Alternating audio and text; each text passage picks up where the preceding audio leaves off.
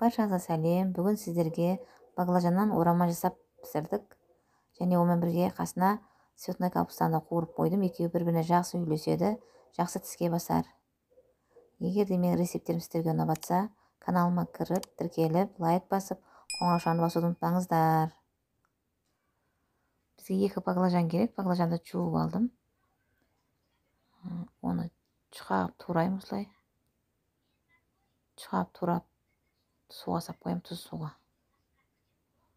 Сосын оны азғантай майда қуырып алатын боламыз.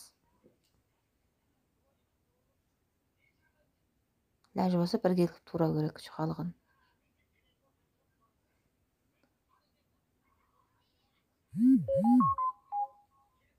Бәрін бір тысқа салам да, турап болғаннан кейін тұз салып, үстіне салқын су құйып, 1 сағатқа қойып қоям.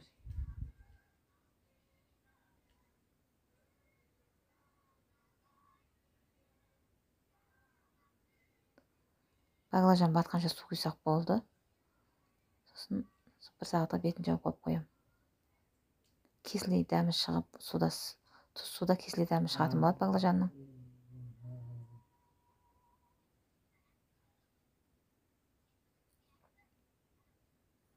Судан өстіп аламыз. Суының реңі осындай қызыл қоңыр болып тұрады. Су сорқан соң жарған жұмыртқаға ұн салам кішкентай, сөйтіп соған батырып алып қуыратын боламыз. 2 бетін кезек-кезек айналдырып осылай қуырып аламыз. Баклажанымыз дайын, қуырып алдым бәрін.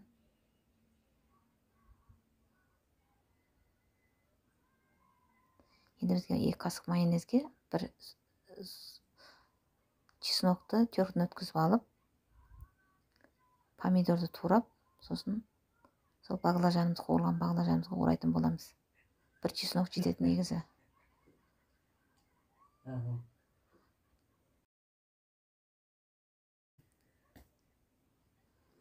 Помидорды осындай турап алам.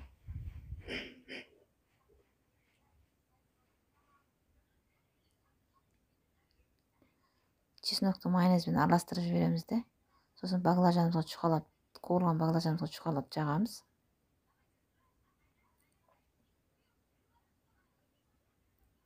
Осылай бірге қылып жағып, осыған помидорды салып орайтын боламыз. Осылай бәрін қайталап орап шығамыз.